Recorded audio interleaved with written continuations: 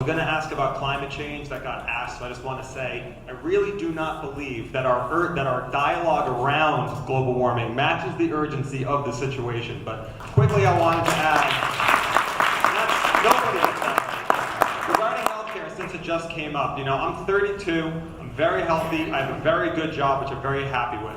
And yet there's nothing stopping me from being laid off tomorrow and having a medical emergency that ends me with $50,000 debt just like that.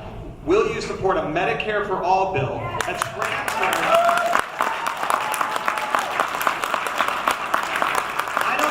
I fail to see the difference between a $10,000 deductible and $10,000 in taxes that guarantees universal coverage. Make sure people with disabilities and autism get covered, old age care gets covered, transitional surgeries get covered. We are the only country that does this. We spend the most, we get the least. Medicare for all is the way to go.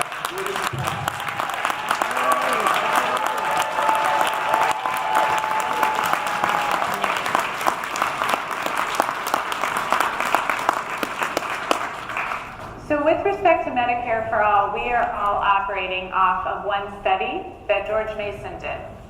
It's the study that was funded in part by the Koch brothers, and Bernie Sanders uses that study as well for his numbers. So what I have asked to do this week is to support the head of the budget, who asked that the CBO score the Medicare for all bill. That means that the CBO, a nonpartisan congressional budget office, will come up with how we are going to pay for Medicare for all. It is unfortunately not a simple one-for-one where now I'm paying $10,000 in medical expenses. I'm just going to then go pay $10,000 in taxes instead. That's not quite how that would work. There will be winners and losers in that system. Of course, my concern is, are the New Jersey taxpayers going to be the losers in that system? We have been paying for a lot of programming on the backs of New Jersey taxpayers, and that is something that I have committed to ensuring that we don't keep doing. But that said, I think if we get a CBO score, we can see how the costs move. What we're talking about here is moving a third of our economy into a different plan. And so it's not simply, tomorrow let's open up Medicare for all. Most of the planning that I've seen does have some, in many cases, how we're going to support the workers and the insurance companies.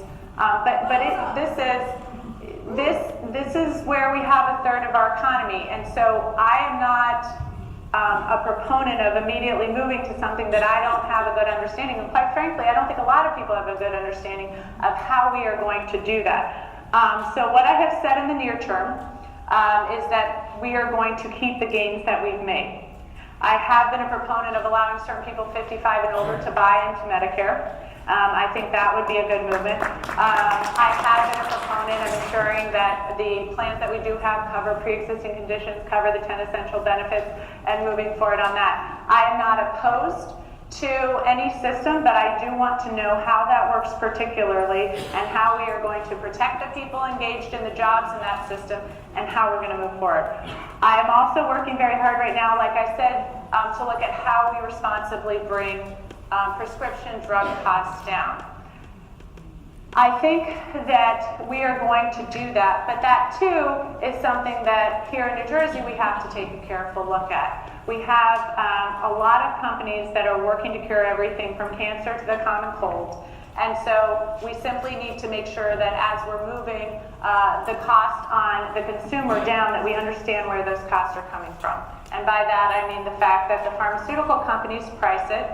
They don't, we can talk about how they're pricing these drugs and whether it's fair. But then we move into the insurance companies that add costs. We move into the PBMs that add costs, and we move into the hospital systems that add costs. So determining how we get costs down is a very broad-based proposition, which is what I think I and many people in the party are working on now, is how we start to drive those costs down as well.